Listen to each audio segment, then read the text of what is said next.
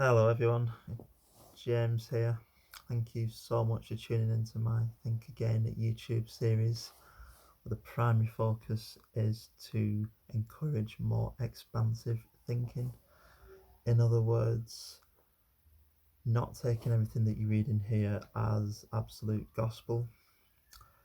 There's a lot of lies and distortions out there, a lot of truth as well, but you've got to be careful in this day and age, especially with the rise of technology and online platforms. A lot of people will post things just to get traffic and views. May not be the truth. This YouTube series is to encourage people to just stop for a moment and be curious, want to find out more. The purpose of this particular video is to discuss some health strategies surrounding a very important topic at the moment. It's one that's affecting the lives of millions and millions of people, and that's the current coronavirus pandemic. And before I do start this video, I just want to express my absolute sincere gratitude to all of the people working on the front line, the NHS workers, people working in shops selling essential products. My own brother is working in our local spa. I'm so proud of him, and I'm proud of all the people in the healthcare, in the health sector as well, saving lives. And each and every one of us owe those people a sincere debt of gratitude. I know that there's a lot of people that are very frightened at the moment, and with reason. What I do want to say is that things will get better. It may not seem like it at the moment, but they will. There's a lot of emphasis being placed on the physical effects of the coronavirus, and rightly so. It does affect people in that way, especially when it comes to the respiratory symptoms that people experience when they or some people when they get it. However, I do want to touch upon something that is talked about less, I would say, and that's the mental side of the virus. Not just when you have it, but if you don't have it, but you're reading news and you're hearing about lots of people that have got it, and it makes you feel really anxious. And being in all the time as well, it is not good for people's mental health. I'm a person that suffers or that has suffered for many years with my mental health, and times like this do heighten those challenges. But what I have done is I've tried to implement a number of coping strategies that I want to discuss in this video. So what I'll be talking about is 10 ways that you can help to improve your mental health during the current coronavirus pandemic. Put them down here because my short-term memory is absolutely appalling. Right, so yeah, the first one is something that I've been doing for years actually, and that's drinking lots of water and eating healthy. It sounds like common sense really, and it is, but a lot of people do forget that what you eat and drink has a profound impact on how you feel. It's the old saying, isn't it? You are what you eat. And when my mental health was at the very worst a couple of years ago, I was eating all the wrong stuff. I was drinking all the wrong drinks, and also drinking excessive amounts of alcohol as well, which isn't good. It wasn't good, and I decided that I just had to stop. So what I do now is I make sure I drink plenty of water during my working day. I'm working from home at the moment of my current job, so I make sure I drink at least 5 big glasses of water.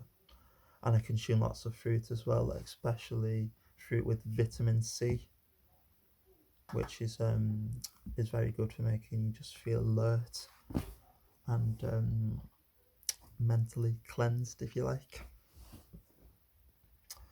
I know at a time like this, it is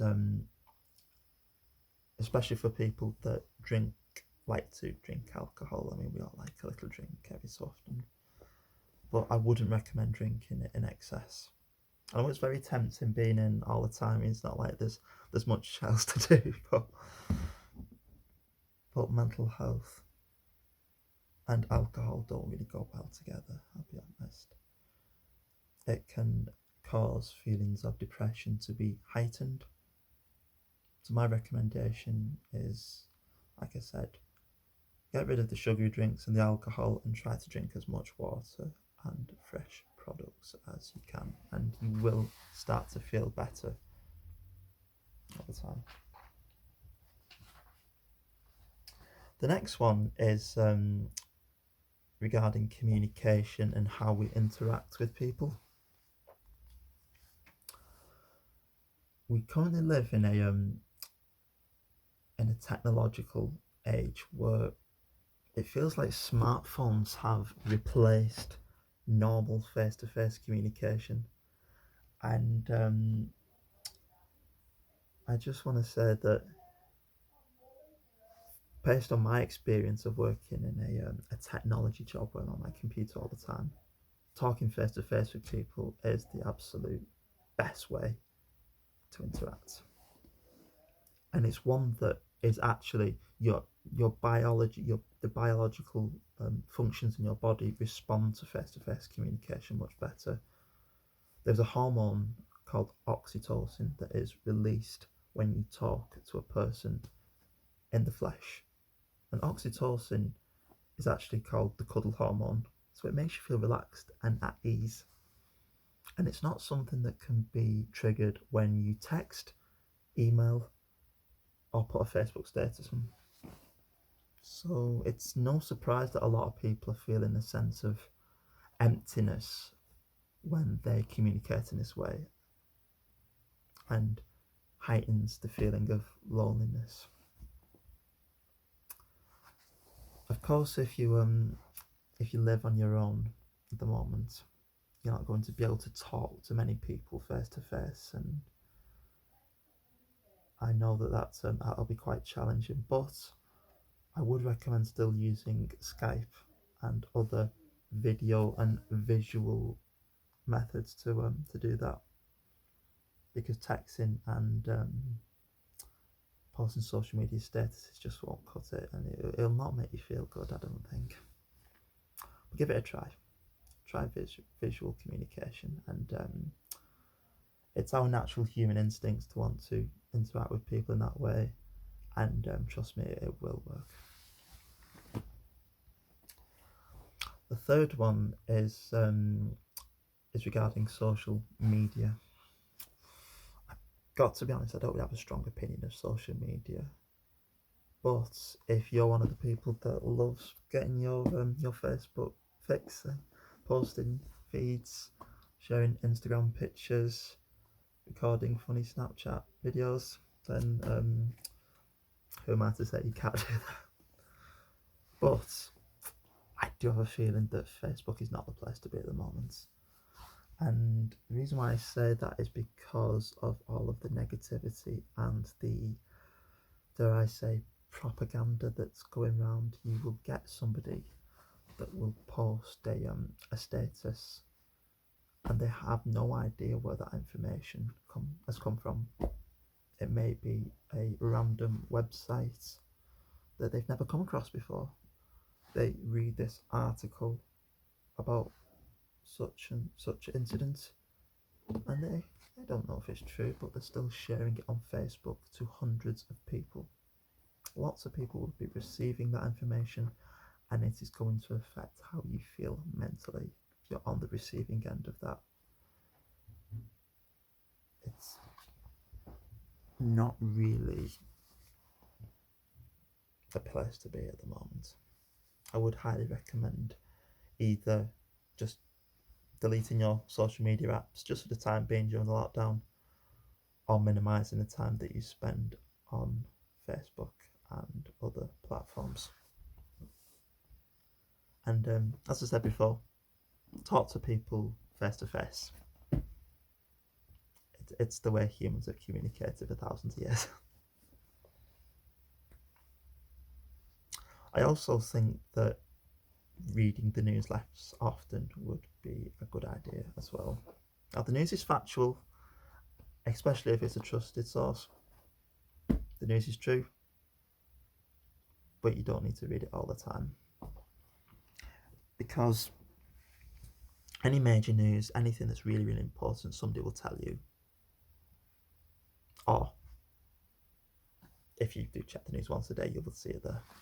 There's no need to keep checking it over and over again for how many people have died in your local area or how many new cases there are. It's data. It doesn't change anything. As long as you're sensible and you wash your hands and practice social distancing, that's the best thing you can do. As long as you're responsible, you don't need to keep checking the news, because the news does have a habit of being very negative, and I would say it is extremely disproportionate when it comes to positive and negative news. And what we see and hear has a profound impact on how we feel mentally. And when you're seeing something that is that has a stronger bias towards negative portrayals of things, it's not going to make you feel good. So yeah, what I would suggest is pick a time of the day when you want to check the news. I wouldn't recommend checking it more than once a day. I mean, is there going to be is there ever breaking news twice a day? I would say 5 o'clock in the evening, check it then. I'm in the United Kingdom, and that's when the government are doing the updates. So I would check it in the evening or whenever you like.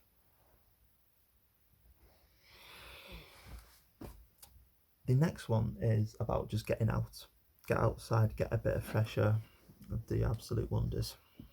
Being inside, looking at the four walls all the time isn't particularly exciting, to be honest. And here in the UK, we are allowed to go out for exercise once a day, and I'd highly recommend you do that. You may even see other faces and say hello to people, and even just being around natural scenery makes you feel good. And breathing in the fresh air. It's even a good idea to practice a little bit of mindfulness and meditation whilst you're outside. So yeah, I'd strongly recommend getting outside and getting a bit of sun on you if you're in a warm enough place, and yeah, just appreciating the basic things in life. I've recently downloaded Spotify again, because all my life I've always connected with music, and I feel like music is a really good way to connect with your emotions. The way I describe it is, when you're feeling good, you can play a happy song, and that happy song it kind of anchors that emotion at the time. And it's the same for when you're feeling bad as well. You can play a particular song and it will anchor with the feeling of sadness. Music is a great way to escape from everything that's going on at the moment. It's a great way to uplift you, make you feel good. I've just downloaded a number of what I call happy songs and I've put them in a Spotify playlist, and it's improved my moods a lot. I even listen to it when I go for my daily out exercise, and I'd highly recommend people do the same as well. Given that I'm currently working from home, I have a habit of putting on the same clothes. I used to have a habit of putting on the same clothes, and that can make that made me feel really dreary and ugh. People will be surprised at how much your appearance in terms of how you dress affects your mental health. Your clothes carry energy as well as you do. So when you dress in something that's not your favourite shirt and pants, it just gives you that unfulfilling sort of feeling. So what I've started doing, I have an officey sort of job. I work as a data scientist, and I've started wearing a smart shirt and pants in the house, and psychologically it has made me feel much more positive, and it actually feels like I'm going to work. So I'd recommend, even if you're not working from home at the moment, wear your best stuff, and you'll start to feel better. I've just realised I've stopped counting all of these. Apologies, but I'm on to number 8 now. If anybody has forgot. So the 8th one is it's just about keeping your brain ticking over at the moment. Things can be a bit boring, the days are dragging on because you're not able to get out and do the things that you enjoy doing. But it is a time to prompt creativity and new ideas. So what I'd highly recommend, if you haven't done so already, is to start a new project. Think of something that you can do. Try to better yourself in some way, and you will feel better. You will feel a sense of accomplishment during these difficult times. This video series is actually the product of a project that I'm trying to kick off during the coronavirus pandemic, and I've no idea if it's going to be successful, but we'll see. You never know. Seeds can grow. But yeah, give it a try. Get those creative juices flowing, and you never know, you might just come up with something life-changing.